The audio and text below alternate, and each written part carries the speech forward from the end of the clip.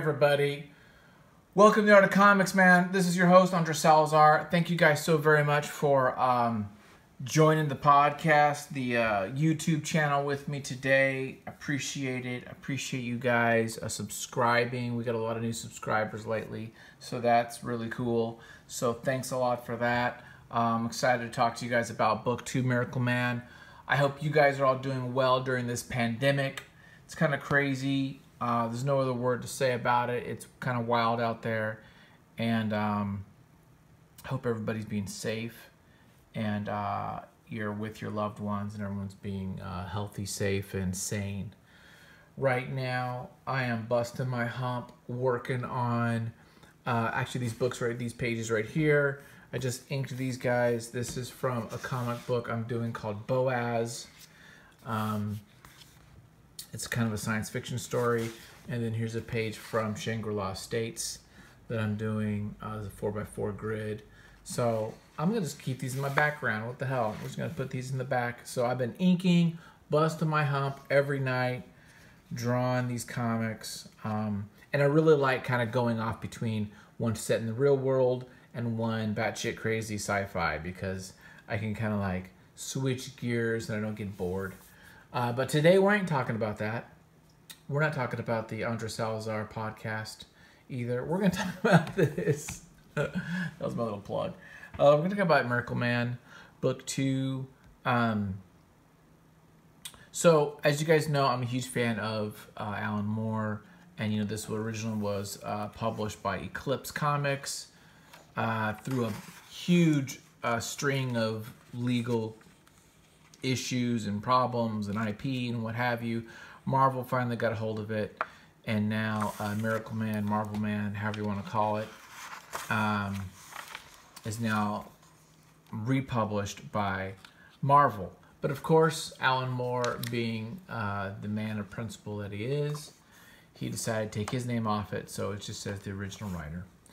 I do not know who Kat is, so some chick that helped with some element of the thing.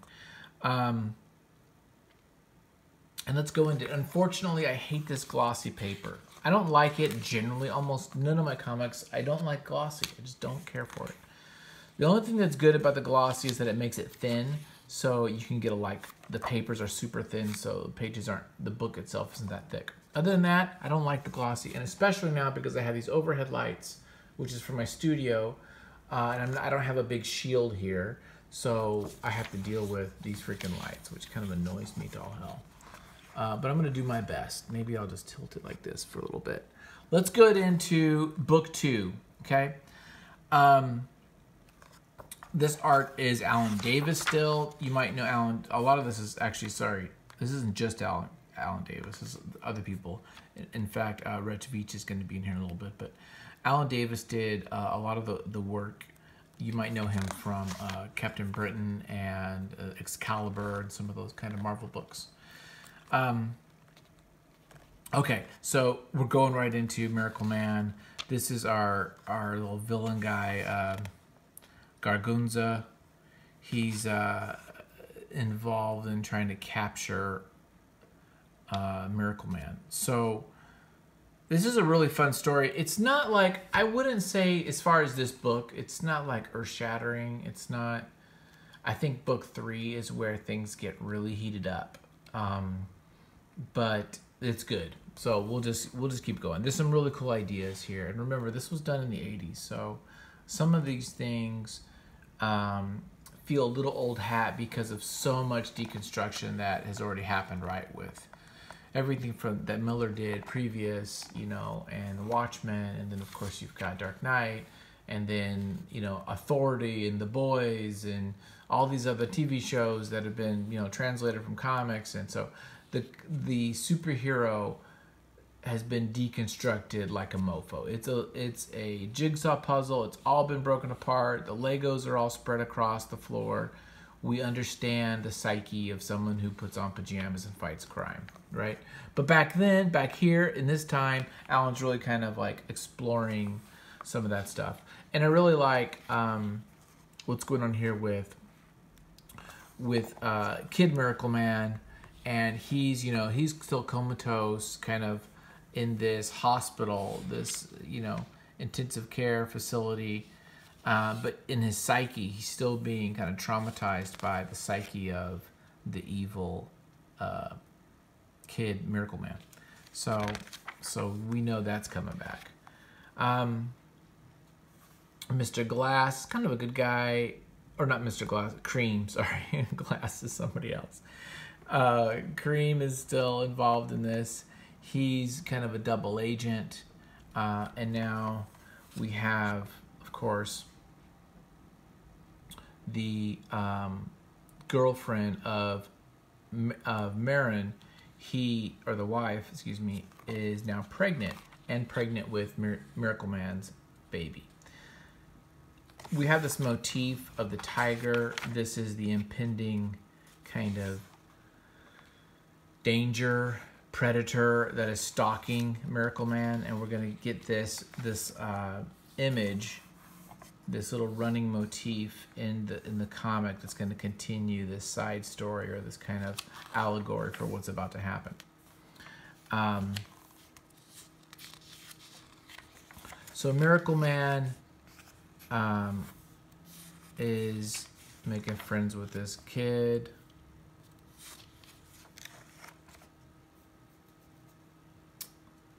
We see that, I hate this light. We see that Cream is having these panic attacks. We'll learn why in a little bit.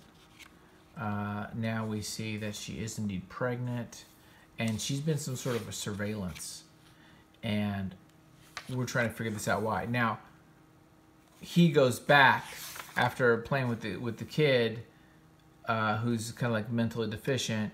He goes back to his home. She's gone. She's missing. What's going on? He calls Cream. He's like, "Where's my wife? They've taken her. They've taken Liz. What's happening?" Right? And so we got to figure out what the hell's happening to Liz. And he is, as you can imagine, like a Superman type of, Captain Atom kind of power level guy who is hell-bent on getting his wife back, right? And they haven't figured out who yet is the culprit, but we will learn soon enough. He makes some calls, tries to find out. He finds the organization he works for. They don't have him. Liverpool and London, they don't know where he's at. But now we find out who does have her. It's Gargunza. And he is very excited to have this baby because his plan will be inserting himself, his psyche, into the baby, a la being John Malkovich type of deal. So we learned his original plan was to go inside the psyche of MiracleMan, but it was too powerful and he wasn't able to do that. And so he thought, well, if I can have a baby, I can go into the baby and live and be as powerful as him. And that would work out just fine. We go back to Cream. Cream's having these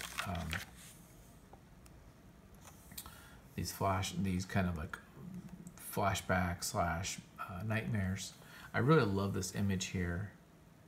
I like this a lot. This is very reminiscent of like a 2001 kind of like image from that great movie.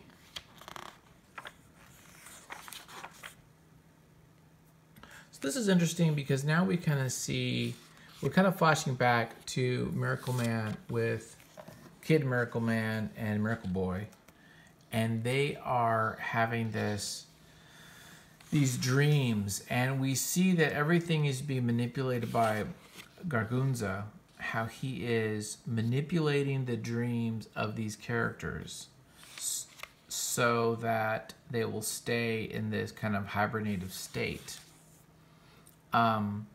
And he starts to figure things out. He's starting in this dream. He's starting to realize like this isn't real. Somehow this isn't right.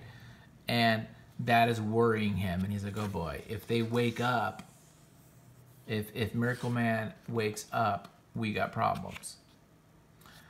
And this is interesting because Enzo tells his story. He's from, I think it's Argentina. He talks about his life, with the revolutions, his family life. As a kid, he's growing up, he learns things, he's works for Hitler. I mean, they go pretty hardcore on this. And wasn't the doctor... Is it Dr... Tell me in the comments. Is it Dr. Severin? What's the name of the doctor who is like the villain for the Marvel family? Shazam. I can't remember, but I think he has some kind of a evil doctor villain guy. I mean, that's clearly what this is based off, right? And so we see it talks about these alien technology that he had back in after World War II. He went to the States, as most of the scientists did after the war, still doing the experiments.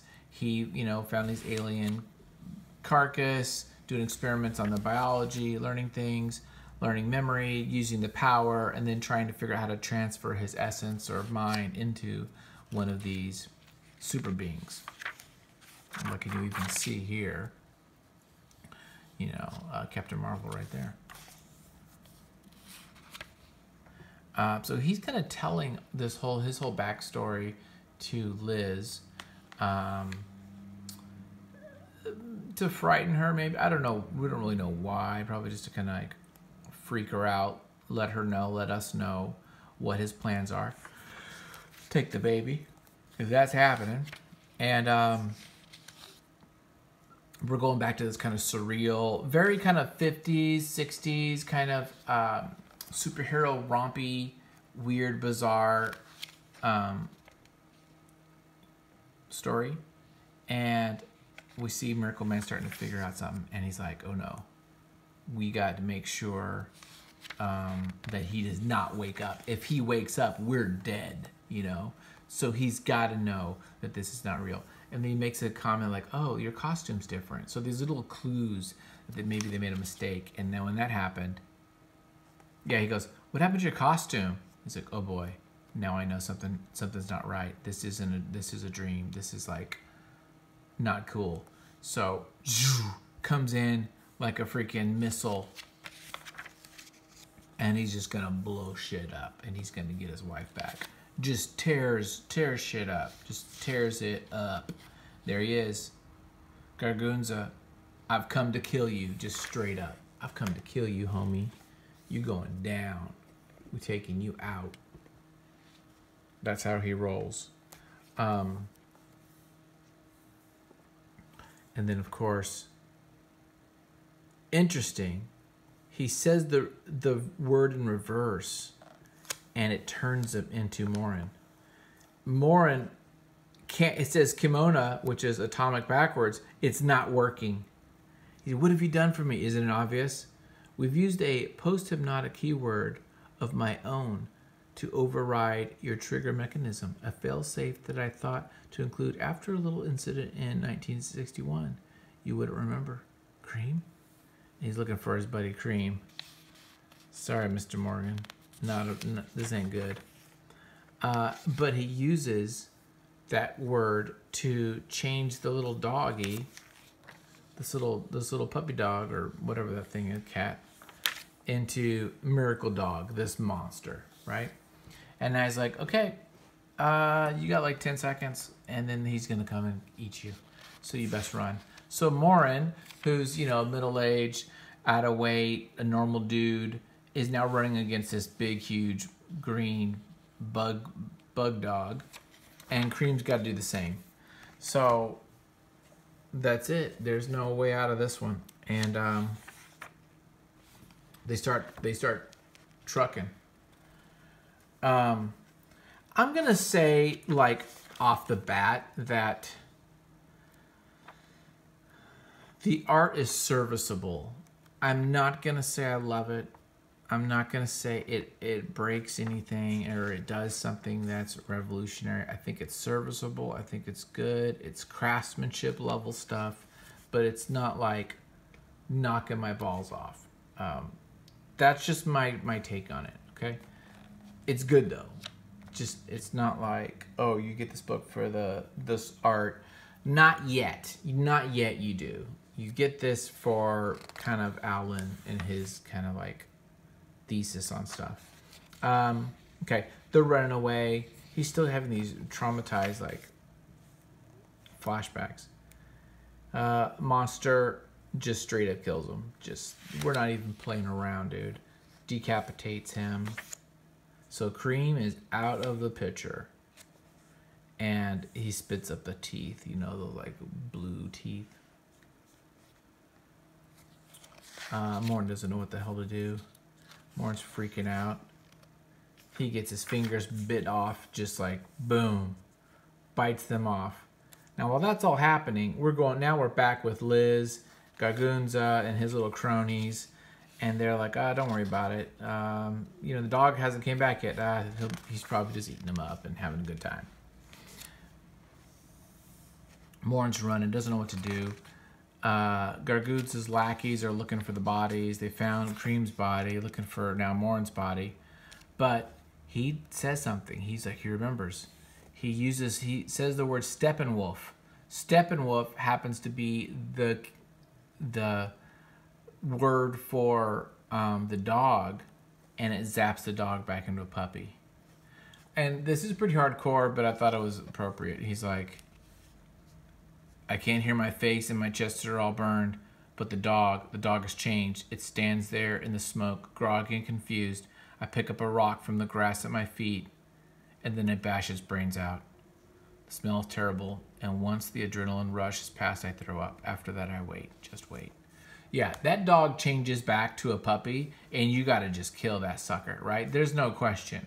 This ain't no PETA issue. It's like, you got to go, dog. So, dog gets smashed, which is appropriate. I was trying to figure out how in the hell he's going to get out of the situation, but he's new Steppenwolf. And because he wasn't able to change back into MiracleMan for like an hour, the hours passed, so guess what? Boom, Komodo time. He's back in full godlike power, and it's like, here we go. What's interesting about this is the level of violence. I mean, right there we go. So we have people just being mutilated. And for the 80s, this is pretty revolutionary. This is pretty new. This is definitely not in a story that's like a Captain Marvel's family type of story, right? So you get that sense of, because of the violence, there is a gritty realism to it, if you could say that. So that was probably appealing, especially at the time. Now I think it's fine, but I'm not like overly excited about it either way. He grabs Gargunza, flies up to the stratosphere, atmosphere, whatever, and just throws him out in space. No, throws him back to Earth, so he just becomes like this. Just nothing. Just burns up. There you go. And now we're getting her. She's about to have this baby. She is freaking out. Although, by the way, you'll see the art change. This now is when we get Rick Veitch is now involved in this. You can start telling the art is different. Very, again, religious kind of iconography. She's back. He's back. She's super excited.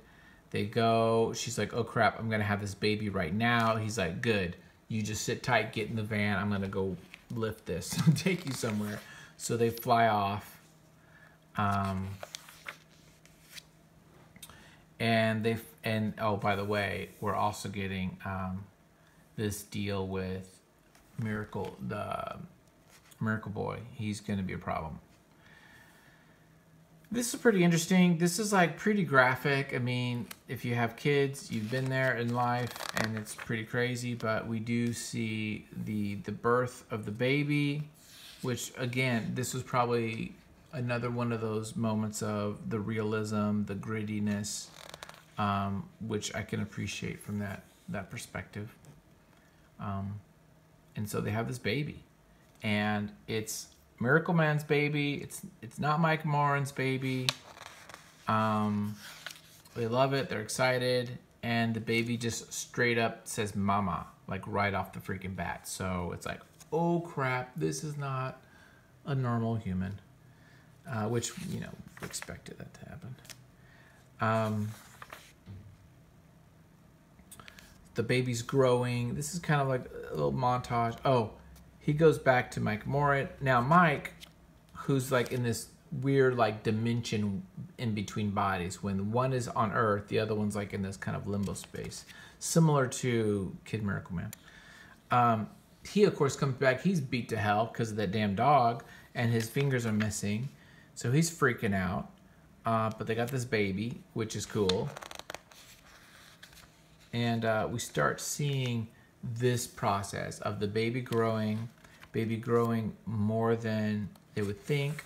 There's also these aliens, and we don't know who these people are, but there's this kind of couple who are searching for MiracleMan. And we don't know what the deal is with them, but they have some powers, and they know he's the real deal. Baby's super strong. Baby eats all the time. Baby's not human. And these guys are speaking some weird language, and they're on the hunt for him. Then that's the story, and it's pretty short. So it was like 5 issues or so. And then now we're getting this little short story of young MiracleMan, which is kind of not part of the main story. And that's it. And then we get a bunch of like the original pages, which is kind of nice to see some of the art, the line work. Although at this size, you can't really see too much. But I really kind of, and then actually a ton of the like sketches and things like that. But to be honest, you know, you got these 5 issues. You've got a crud ton of back matter, like almost half. It's like half and half. And at a price point of $35 for, it is a hardcover though, so, you know, I don't even know if they ever came out with softcover, but I'll be honest, that's a disappointment. It's a disappointment in that $35 for these 5 issues, and most of this is back matter that honestly, it's not scripts or anything. It's just, you know, you look at it, you're like, oh, that's kind of neat. It's kind of fun to see the pencils. But I mean, it's like freaking 80 pages of that. And for this size, if it was oversized, maybe you could enjoy the art more, but not really. I mean, this, you know, you can't really enjoy this that much, right? I mean, it's like weak pencils. It's not. So I feel like they padded the hell out of this, and it's overpriced. But that's exactly, we knew what Marvel was going to do when they had the property MiracleMan. So that said, I had to get the damn thing because I want to keep going, and I'm excited about reading book 3. So there you go. That's my story. Thank you guys so much. Just a quick video. Well, it's not that quick. I actually went through the whole thing, but I appreciate you guys. Check out my Patreon. See some of my real comics that I do. All that jazz. Have a great week, you guys.